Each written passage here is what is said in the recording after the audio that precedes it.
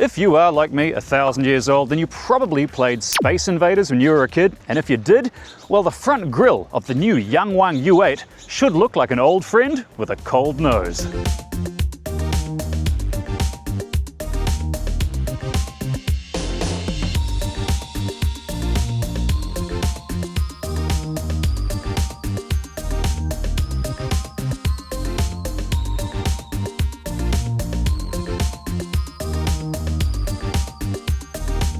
Okay, granted, that was the weirdest intro I've ever done, but this is the weirdest car I've ever seen. This is a monstrous plug-in hybrid SUV from Yangwang. And if you've never heard of Yangwang, don't beat yourself up about it because it is a relatively new brand. It's a luxury offshoot from BYD. And this, well, this is everything you could want in a car and more. Let's start with tech specs, and this is, where do I start? Okay, first of all, this is a plug-in hybrid. It uses BYD's DM technology. It's a fairly intelligent plug-in hybrid software. Now, I'm not a huge fan of plug-in hybrids because I think electric does everything better, but this one does have a very useful range. First of all, it's got a supposedly 150 kilometre WLTP range on electric power alone. That makes it a very useful thing. Normally, don't bother covering plug-in hybrids unless they can do a decent range per charge, because this ain't no Prius. Now, as for motor power, it's got 4 electric motors, 1 on each wheel, 1 on each corner, and each electric motor is 220 kilowatts. It's 220 kilowatts combined, 880 kilowatts. And wait until you hear how many torques it's got. 1,200 plus torquing Isaacs. That's a lot of power for one vehicle, but let's face it, it is a very, very heavy machine, so it's going to need that power to move. This is obviously a plug-in hybrid, so yes, behind that grille there is a 2-litre turbocharged combustion engine. Although because it's one of BYD's technology hybrids, it does spend most of its time just acting as a generator, providing power to the 49 kilowatt hour battery pack, and it's a blade battery pack as well. Those are BYD's LFP chemistry batteries, and if you don't know anything about LFP, put simply, they're basically bulletproof. They're kind of like the opposite of Red October. These ones, they do react well to bullets. All that power combined, the 2-litre combustion engine plus the 4 electric motors, the 880 kilowatts and 1,280 odd Newton meters of torque, means that this thing can do 0 to 100 despite its mass in 3.6 seconds. 3.6 seconds!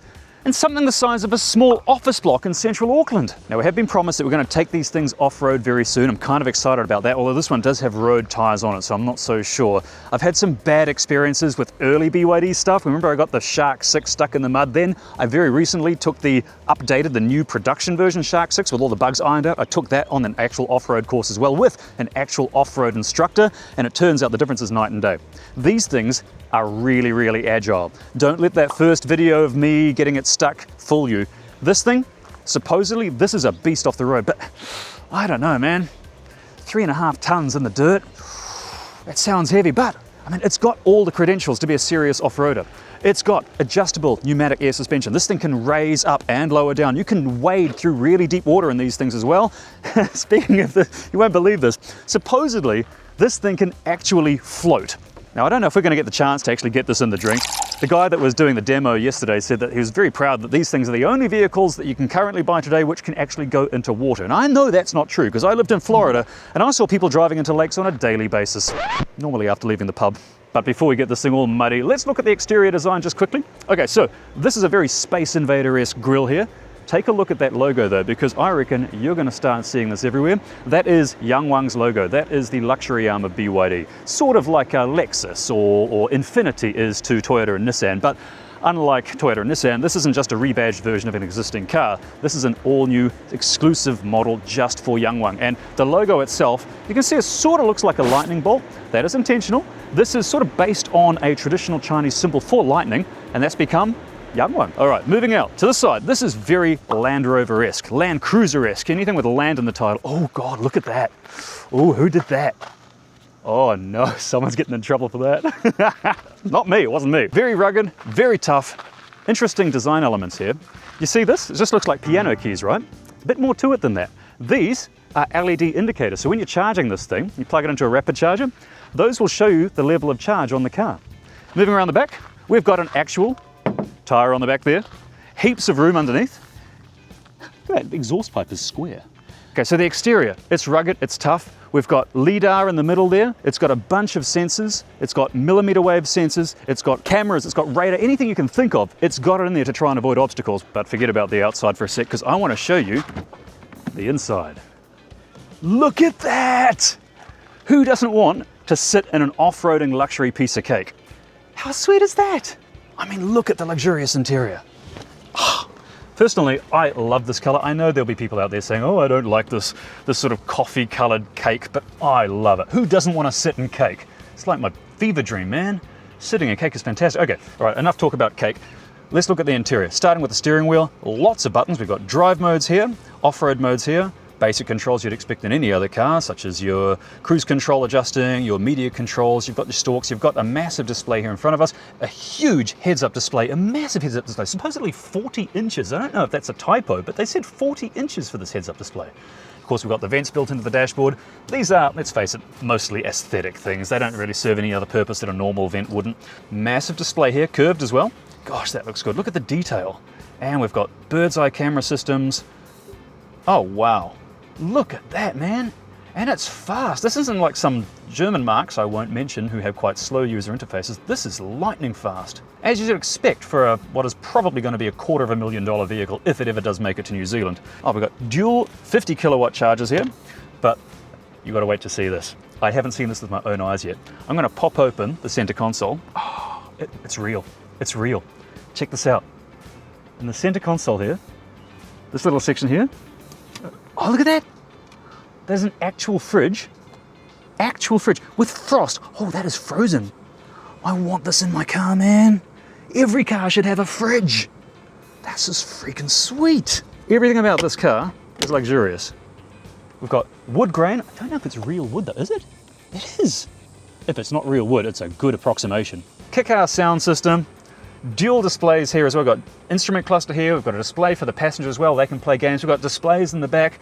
As for the seats, we have ventilated padded seats with electronic active lumbar or side support bolsters. They will hug you as you go around corners.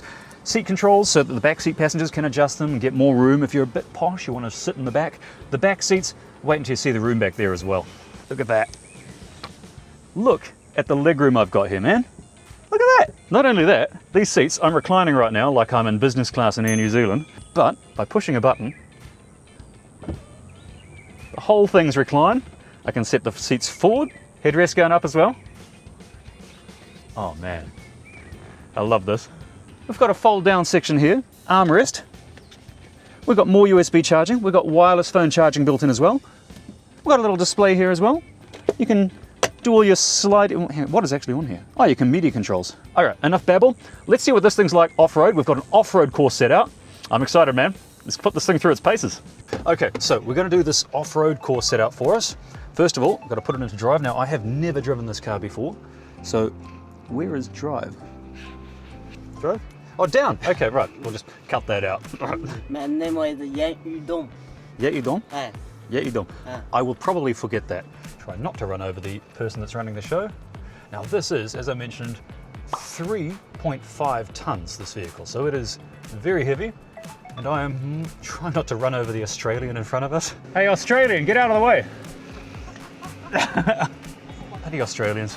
There's like 22 million of them. They won't miss one. The good news is we've got heaps of cameras monitoring every single angle. So you can see in the display here. So he's telling me to straighten up the wheel so I don't hit anything. Now it's got the pneumatic suspension. Oh, good Lord, we are close. This is the easy part. It's going to get worse. I think now that China is producing the best technology and the best cars, I think I really should learn Mandarin if I'm going to be doing this job. Oh, the thing is, he's clinging onto there. He's hanging on for dear life now.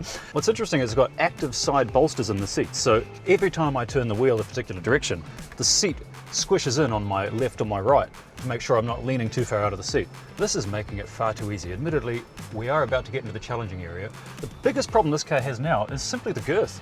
It is a very, very big vehicle. See, right now I'm needing the cameras because we just went over a crest and I couldn't quite see what's in front of us. Now, we do have road tyres on, but that's okay because, let's face it, it's dry. Okay, this is where things get a little complicated. Jesus. Okay, so we've got to watch out for this thing. Yeah, he's terrified. That gives me a lot of confidence. Oh, look at that.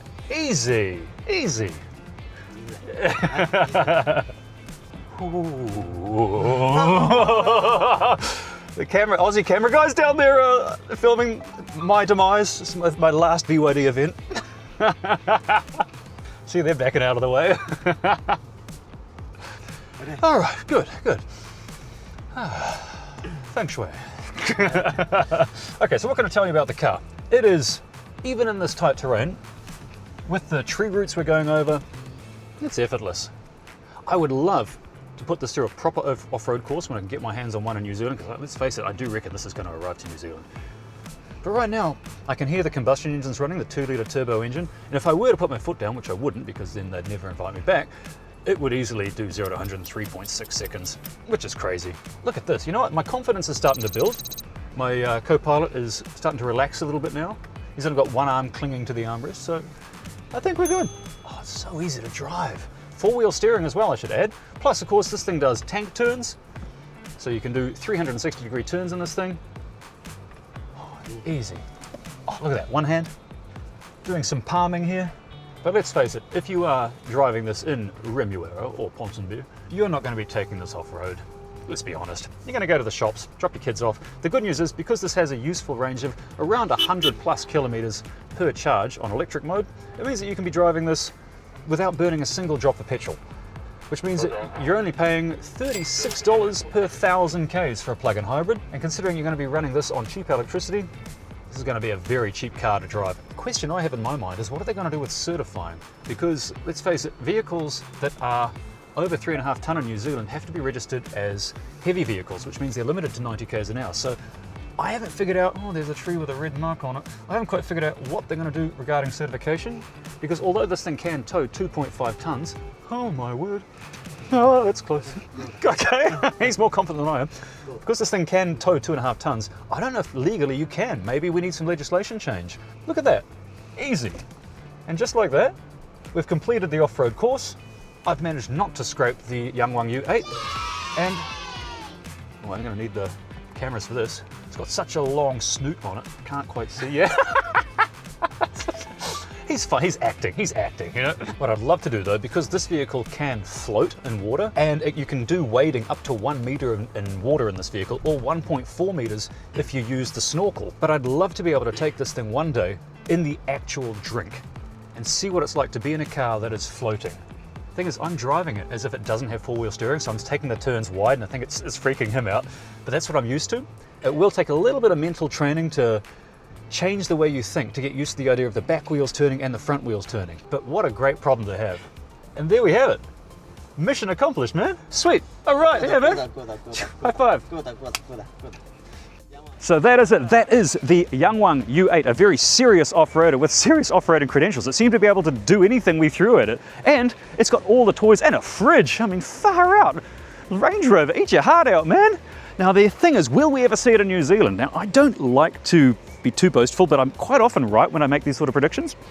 I think yes. I think yes, we will see that on the streets of Ponsonby very soon. So keep your eyes out. You may have in your rearview mirror a Yangwang very soon.